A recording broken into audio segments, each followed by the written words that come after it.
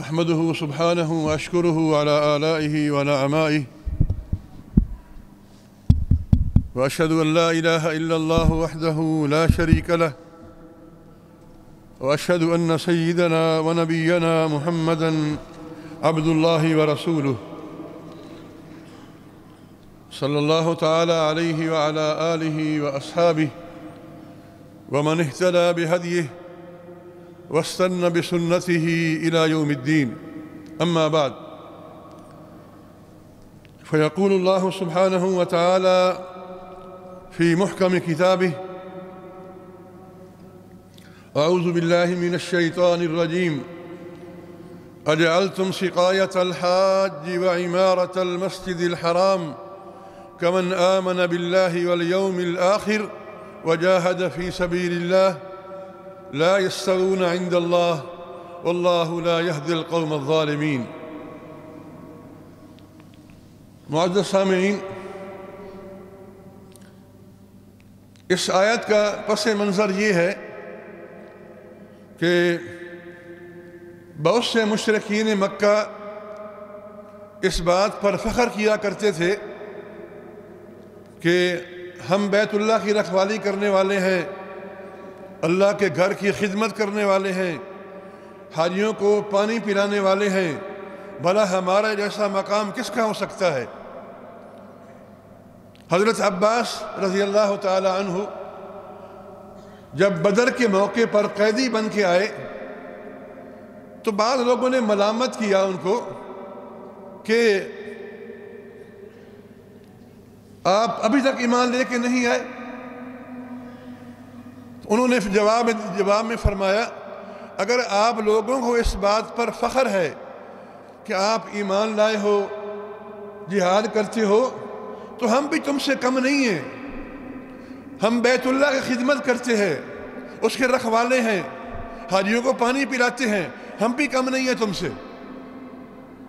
اس جواب میں اس موقع پر اللہ تعالیٰ نے یہ آیت اتاری: اجعلتم سقایۃ الحاج وعمارۃ المسجد الحرام کمن آمن باللہ، ارے تم کیا بیت اللہ کی خدمت کرنے کو اور حاجیوں کے پانی پلانے کو اس عمل کے برابر لے آتے ہو؟ اللہ کے ساتھ ایمان لانے کو، جہاد کرنے کو برابر لے آتے ہو؟ لا یستوون عند اللہ، یہ دو عمل اللہ کے ہاں برابر نہیں ہیں۔ ایمان لانا تو بہت بڑا عظیم کام ہے، تم کیا مشابہت دے رہے ہو، کیا مثال دے رہے ہو؟ آگے فرمایا: الذین آمنوا وہاجروا وجاہدوا فی سبیل اللہ باموالہم وانفسہم اعظم درجۃ عند اللہ، ارے برابری کی بات تو ہے ہی نہیں۔ جو لوگ ایمان لائے، جہاد کیا، اللہ کے راستے میں خرچ کیا، وہ تو اللہ کے ہاں بہت بڑے مقام والے ہیں، بہت بڑے درجے والے ہیں۔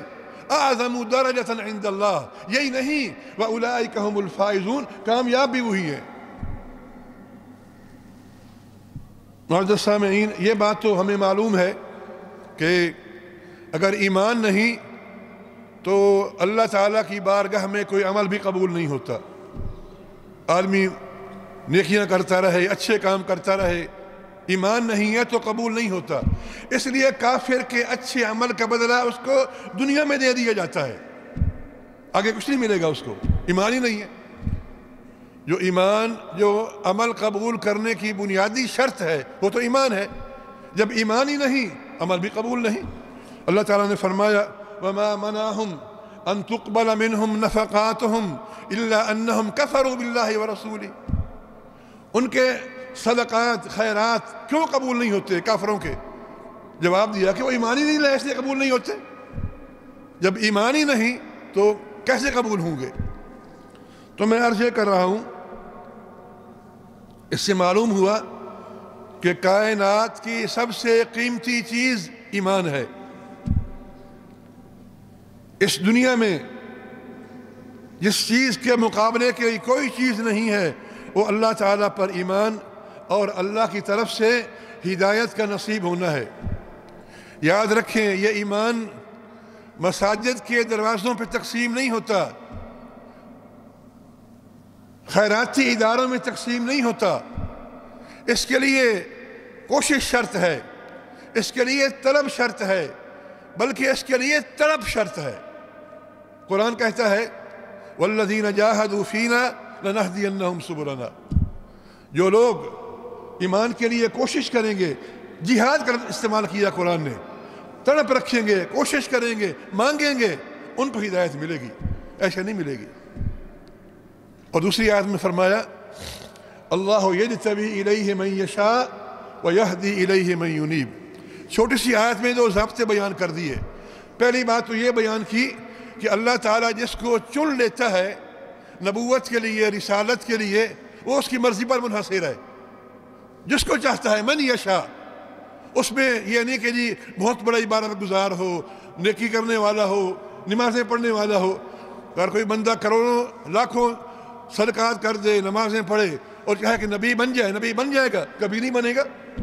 بھئی یہ تو اللہ کی چناؤ ہے، جس کو چن لیا اس کو دے دیا، یہ پہلی بات ہے۔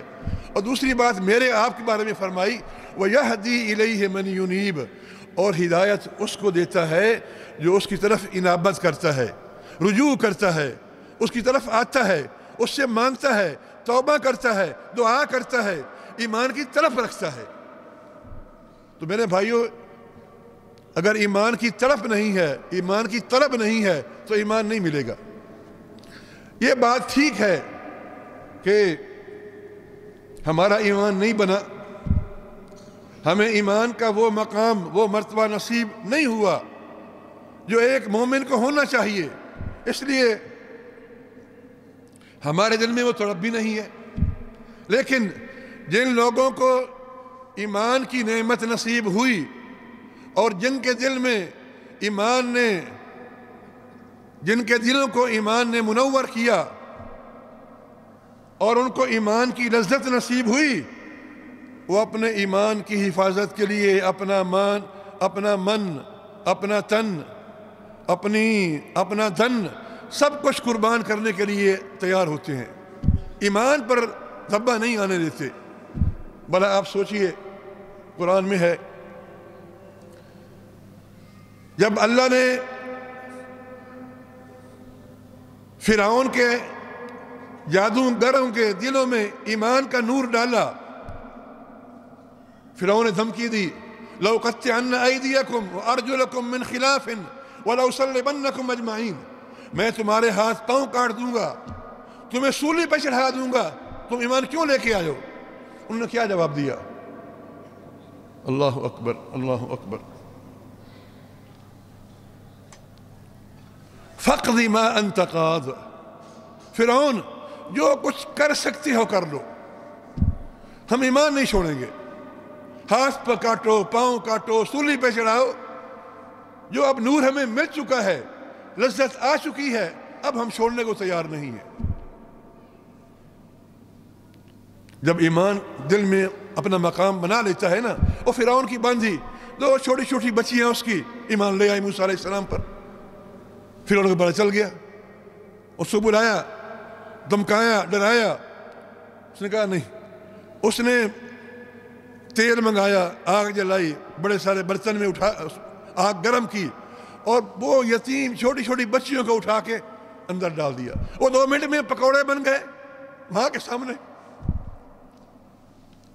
پھر اس کو کہا تم نہیں کرو گی تمہارا بھی یہ حال ہوگا، اس نے کہا نہیں کروں گی، اس کو بھی کر دیا۔ اس کی اپنی بیوی جو اس کی محبوب ترین بیوی تھی، جب ایمان لائی تو اس کو طیش آ گئی، سولی پہ چڑھا دیا، ہاتھ پاؤں میں کیل ٹھوک لگا دیے، مگر نہیں۔ میں عرض یہ کرنا چاہ رہا ہوں کہ جب ایمان کی لذت نصیب ہوتی ہے تو اس کے سامنے بڑی سے بڑی تکلیف، بڑی سے بڑی قربانی بھی ہیچ نظر آتی ہے۔ معزز سامعین، جب دل میں ایمان کی شمع جلتی ہے اور وہ دل کو منور کرتی ہے تو پھر دنیا کی کوئی دولت، کوئی مال، کوئی حشمت، کوئی عظمت، کوئی سرمایہ اس کا مقابلہ نہیں کر سکتا۔ غزوہ خیبر میں ایک اعرابی ایک بدوی، ایک دیہاتی ایمان لایا اور آپ کے ساتھ ہو لیا، نبی کریم صلی اللہ علیہ وسلم کے ساتھ ہو لیا۔ تھوڑی دیر آگے جانے کے بعد جب غزوہ ہو گئی تو مسلمانوں کو مال غنیمت ملا، آپ نے اس کا بھی حصہ نکالا کیونکہ آپ کے ساتھ آ رہا تھا۔ جب اس کو مال دیا گیا تو اٹھا کر لائے نبی کریم کے پاس کہ یا رسول اللہ یہ کیا ہے، یہ مال کس چیز کا ہے؟ فرمایا کہ تمہارا حصہ ہے، تم نے جہاد میں شریک ہوئے ہو۔ عرض کیا کہ ما لہذا اسلمت، یا رسول اللہ میں اس کے لیے اسلام نہیں لایا تھا، انما اسلمت لاصاب ها هنا فاقتل فادخل الجنہ۔ یا رسول اللہ میں تو اس لیے ایمان لے آیا تھا کہ مجھے یہاں تیر لگے اور میں اللہ کے راستے میں شہید ہو جاؤں اور بہشت میں داخل ہو جاؤں، میں تو اس لیے اسلام لایا تھا۔ فرمایا کہ ان تصدق اللہ یصدق، اگر تمہاری طلب سچی ہے، تمہاری طلب ٹھیک ہے تو اللہ پوری کرے گا۔ کہتے اگر تھوڑا اور چلے تھے، ایک تیر آیا اور وہ شہید ہو گیا، لوگ اٹھا کر لے آ رہے تھے۔ فرمایا ہوا کیا یہ وہی ہے؟ عرض کیا جی وہی ہے۔ فرمایا اس نے اللہ کے ساتھ اپنا وعدہ سچا کیا، اللہ نے پورا کر دکھایا۔ تو اس کو یہ تڑپ نہیں کہ مجھے مال غنیمت ملے گا، میرا حصہ بنے گا، نہیں، وہ تو یہ تڑپ ہے کہ مجھے اللہ وہ مقام عطا کرے جس کے لیے میں یہ پوری قربانی دے رہا ہوں۔ معزز سامعین،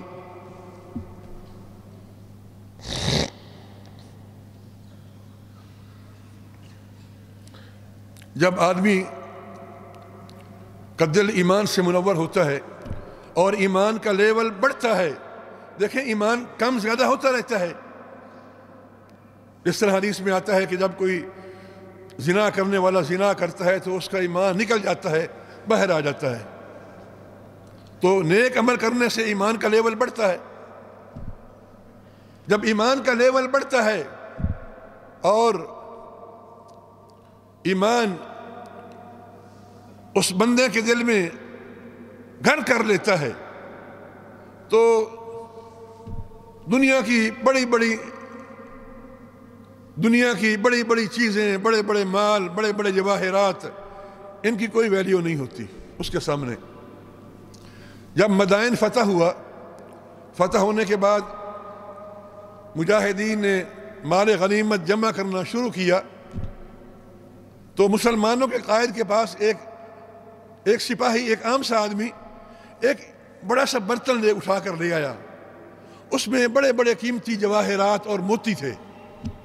اس نے اس کو پیش کیا، وہ دیکھ کے حیران ہو گیا، تو اس سے کہنے لگا هل اخذت منه شيئا، ارے کیا تم نے اپنی سے کوئی چیز نکالی ہے، کوئی چیز لی ہے؟ اس نے کہا واللہ لولا اللہ ما جئتکم به، اللہ کی قسم اگر اللہ پر ایمان نہ ہوتا، اللہ کا ڈر نہ ہوتا، تمہارے پاس لے کے نہ آتا۔ کوئی پاسپورٹ کوئی نہیں ہے، کوئی ویزا کوئی نہیں ہے، کوئی حدود کوئی نہیں کہ میں جہاں چاہوں نکل جاؤں، نہ ویزا ہے، نہ پاسپورٹ ہے، نہ کوئی حدود ہے، جہاں چاہوں چلا جاؤں، لیکن اللہ کا ایمان ہے۔ اس نے مجھے روکا ہے، تمہارا نام کیا ہے؟ کہ نہیں بتاؤں گا، میں نہیں چاہتا کہ تم میرے لیے کوئی تشہیر کر، میرے لیے خلیفہ کو میرا نام بھیج، مجھے انعام ملے، نہیں، مجھے انعام اللہ سے چاہیے۔ یہ ایمان تھا میرے بھائیوں۔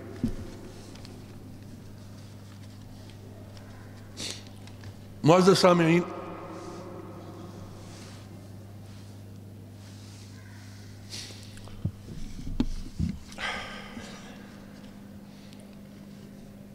یاد رکھیے ہم جن مشکلات میں دو چار ہیں، برابر ہے کہ وہ اقتصادی ہیں، سیکورٹی کی ہیں، اور بھی جن مشکلات ہم گھرے ہوئے ہیں آج کل، اللہ تعالی ہمارے حال پہ رحم کرے۔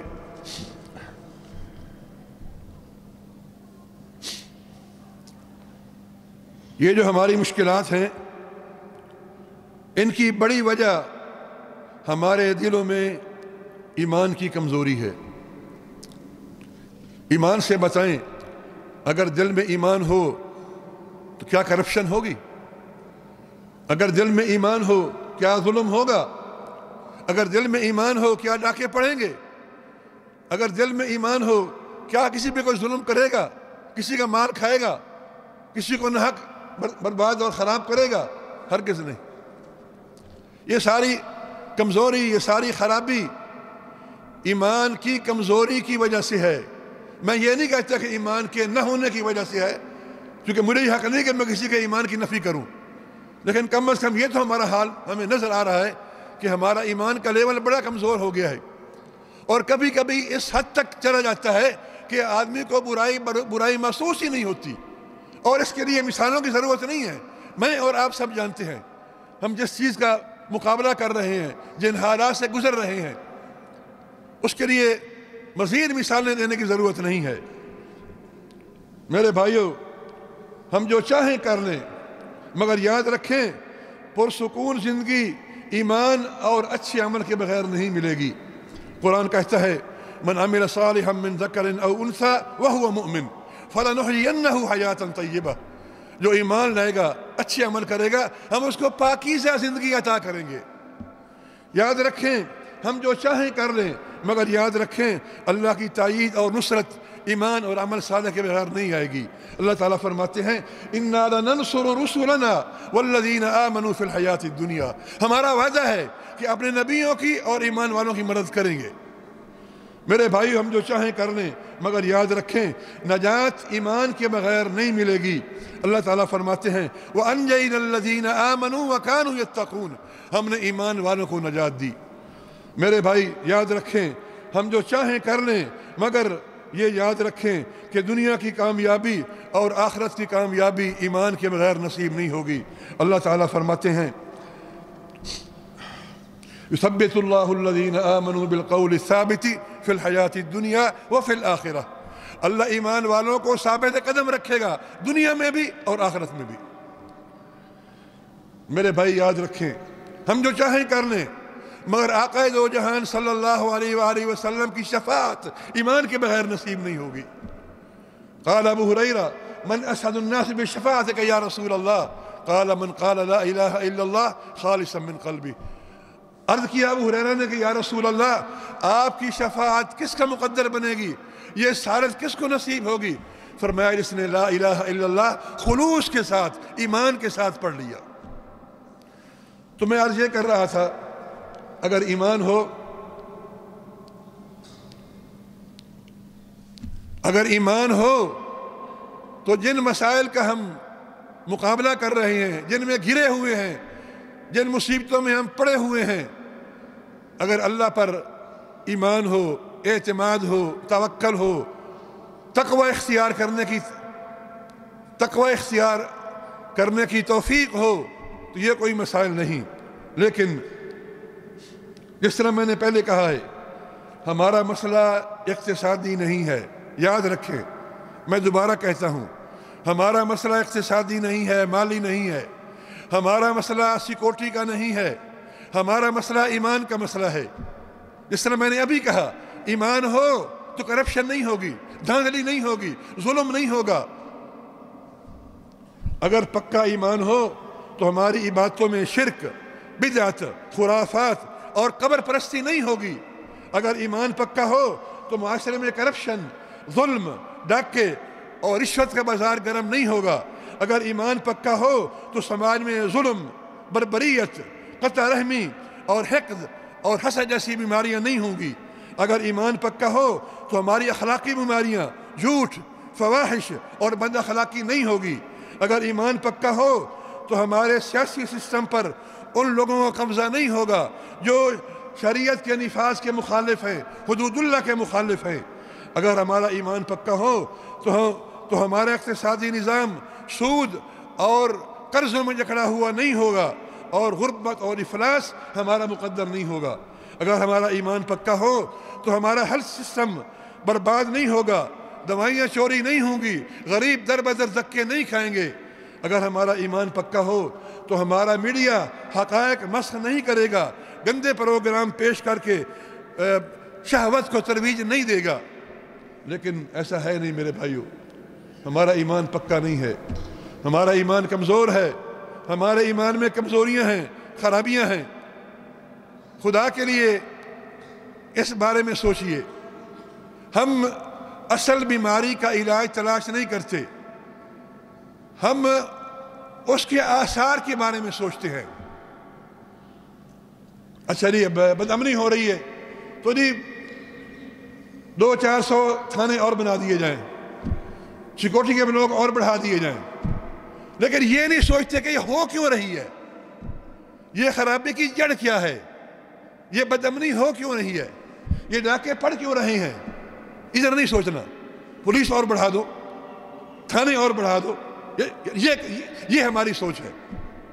بھائی اگر ظلم کا دروازہ بند نہیں ہوگا, اگر ڈاکے ختم نہیں ہوں گے, اگر لوگوں کا مال جان عزت محفوظ نہیں ہوگی, اگر ہمارے سسٹم میں خرابیاں جو ہیں جو چل رہی ہیں وہ ختم نہیں ہوں گی, سکون کیسے آئے گا, زندگی کیسی بہتر گزرے گی.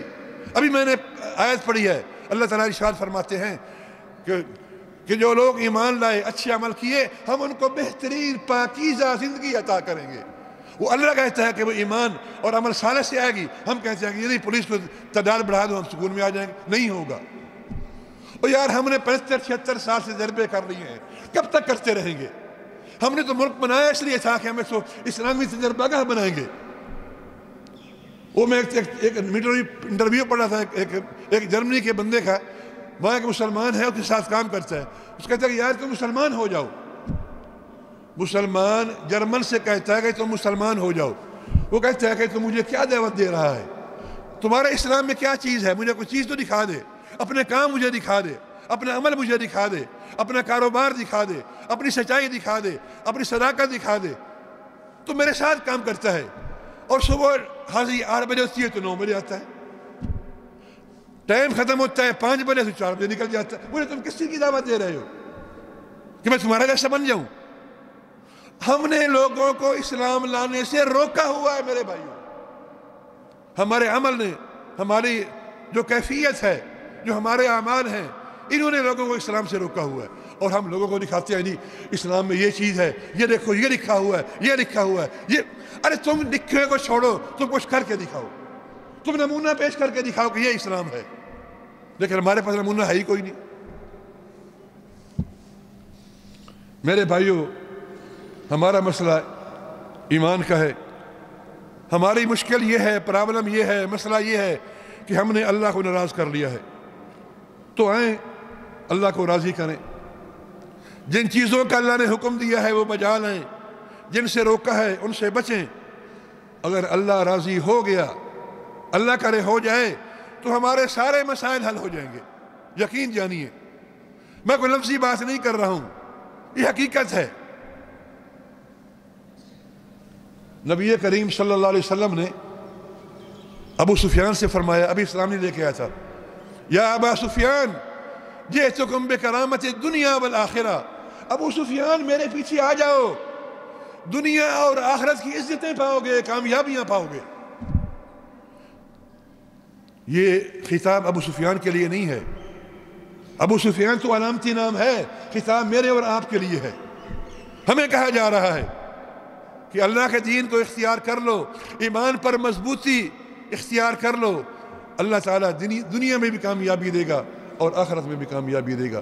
دعا ہے کہ اللہ تبارک و تعالیٰ ہمارے ایمان کو, ہمارے احوال کو, ہماری ایمان کے لیول کو مضبوط کرے اور بڑھائے, اور ہمارے تمام مسائل کو اپنے فضل و کرم سے حل فرمائے. آخر دعوانا الحمدللہ رب العالمین.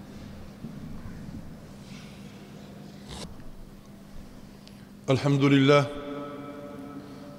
يعز أهل طاعته ويذل أهل معصيته وهو العزيز الحكيم. وأشهد أن لا إله إلا الله وحده لا شريك له إله الأولين والآخرين. وأشهد أن سيدنا ونبينا محمدًا عبد الله ورسوله سيد الأولين والآخرين صلى الله تعالى عليه وعلى آله وأصحابه ومن اهتدى بهديه واستنى بسنته إلى يوم الدين. أما بعد، إخوة الإيمان، اتقوا ربكم وأطيعوه وأخلصوا له العبادة ووحدوه.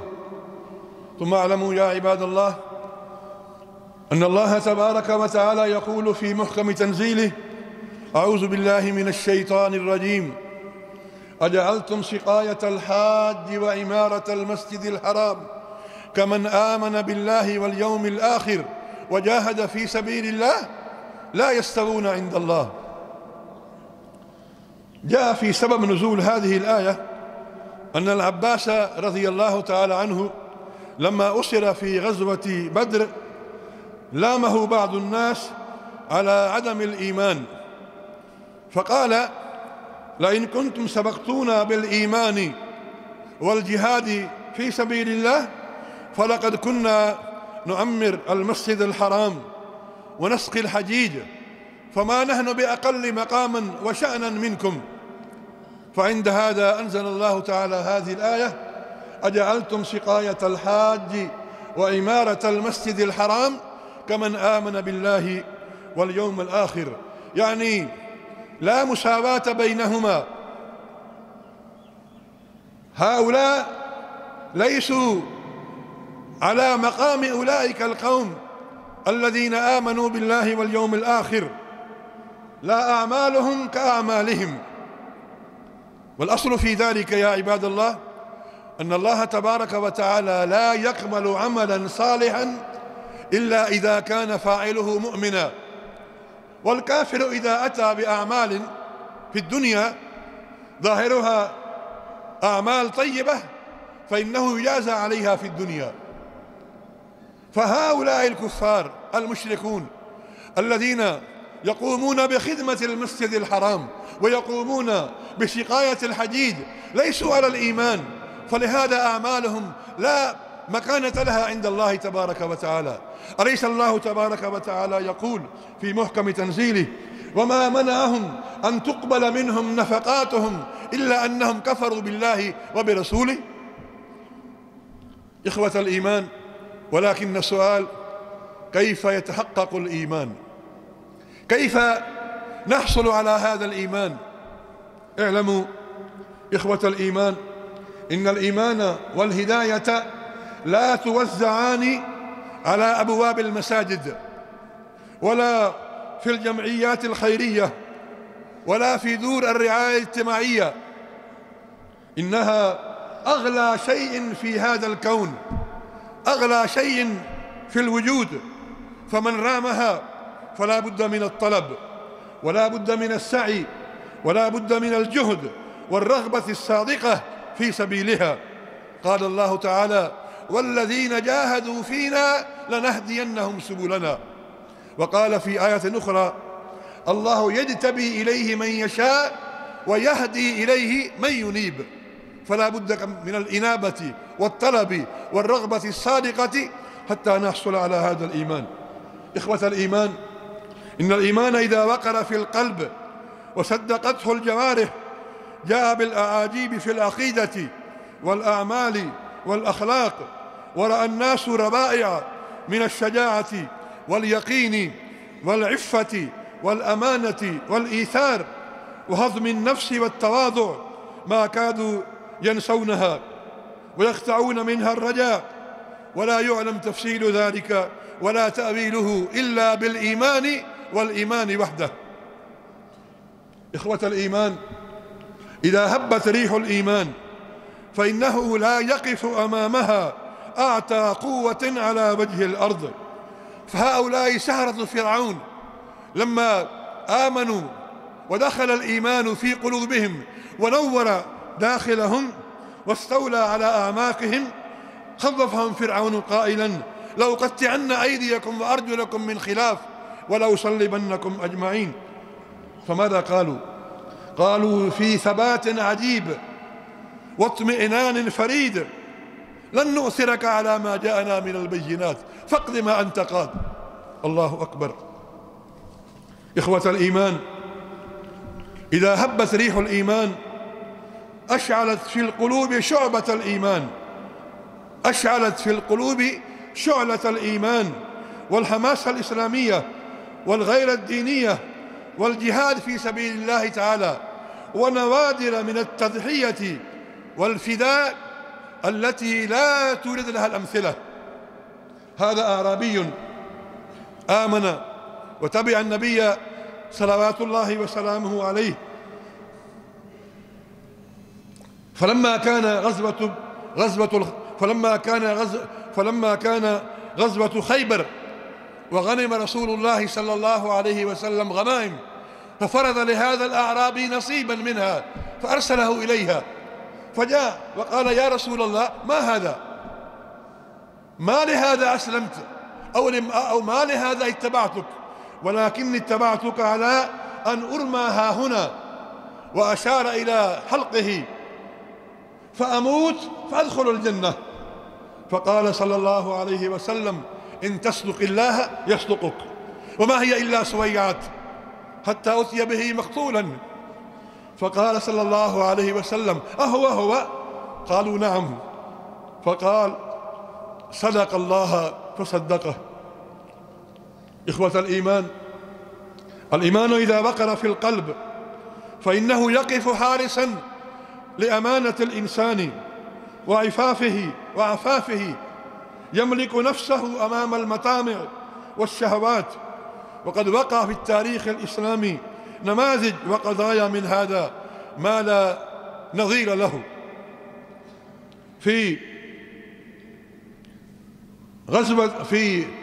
في معركة فتح المدائن، عندما انتهت المعركة وبدأ الناس يجمعون الغنائم، فإذا برجل أتى بحق يعني إناء مليء بالجواهر واللؤلؤ وقدمه إلى القائد، فلما نظر إلى هذا وتعجب فقال ما أخذت منه شيئا؟ فقال والله لولا الله لما جئتكم به. الله أكبر. يا جماعة، ما هناك جوازات ولا تسييرات ولا حدود. إن شاء أخذ هذا وذهب إلى أي مكان، من يمنعه؟ ما منعه إلا الإيمان بالله تبارك وتعالى. بارك الله لي ولكم في القرآن العظيم وبهدي سيد المرسلين، والحمد لله رب العالمين. الحمد لله أحمده كما أمر، وأشهد أن لا إله إلا الله وحده لا شريك له، وأشهد أن سيدنا ونبينا محمدا عبد الله ورسوله، صلوات الله وسلامه عليه وعلى آله وأصحابه ومن اهتدى بهديه واستنى بسنته إلى يوم الدين. إخوة الإيمان، الإيمان الإيمان الإيمان الإيمان لا بد من تحقيقه والثبات عليه والاعتزاز به، فقد وعد الله تبارك وتعالى عليه بالنصر والتأييد، فقال تبارك وتعالى إنا لننصر رسلنا والذين آمنوا في الحياة الدنيا، وقال تعالى وكان حقا علينا نصر المؤمنين. إخوة الإيمان، هذا الإيمان هو الذي وعد الله تبارك وتعالى عليه بالنجاة، فقال ثم ننجي رسلنا والذين آمنوا كذلك حقا علينا ننجي المؤمنين، وقال وأنجينا الذين آمنوا وكانوا يتقون. إخوة الإيمان، هذا الإيمان هو الذي وعد صاحبه بالحياة الطيبة الكريمة المستقرة. قال تعالى من عمل صالحا من ذكر أو أنثى وهو مؤمن فلنحيينه حياة طيبة ولنجزينهم أجرهم بأحسن ما كانوا يعملون. إخوة الإيمان، هذا الإيمان هو الذي تحصل به ولاية الله سبحانه وتعالى. قال تعالى الله ولي الذين آمنوا يخرجهم من الظلمات إلى النور، وقال ألا إن أولياء الله لا خوف عليهم ولا هم يحزنون. إخوة الإيمان، هذا الإيمان هو الذي يثبت الله أصحابه في الدنيا والآخرة. قال تعالى يثبت الله الذين آمنوا بالقول الثابت في الحياة الدنيا وفي الآخرة. إخوة الإيمان، هذا الإيمان هو الذي يستغفر لصاحبه حملة العرش. قال تعالى الذين يحملون العرش ومن حوله يسبحون بحمد ربه ويؤمنون به ويستغفرون للذين آمنوا. إخوة الإيمان، هذا الإيمان هو الذي يسعد صاحبه بشفاعة رسول الله صلى الله عليه وسلم يوم القيامة. قال أبو هريرة رضي الله عنه: يا رسول الله، من أسعد الناس بشفاعتك؟ قال: من قال لا إله إلا الله خالصا من قلبه. ألا فاتقوا الله عباد الله، وحافظوا على إيمانكم، وزيدوه وقووا من مقامه. يا أيها الذين آمنوا آمنوا بالله ورسوله.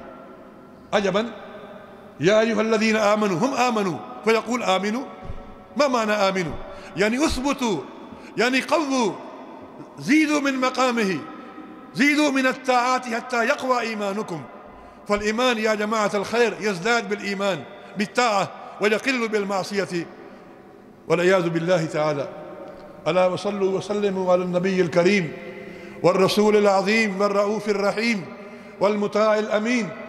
فقد أمركم الله تبارك وتعالى بذلك في كتاب المبين، فقال عز من قائل عليما: إن الله وملائكته يصلون على النبي يا أيها الذين آمنوا صلوا عليه وسلموا تسليما. وقال صلى الله عليه وسلم: من صلى علي مرة صلى الله عليه بها 10.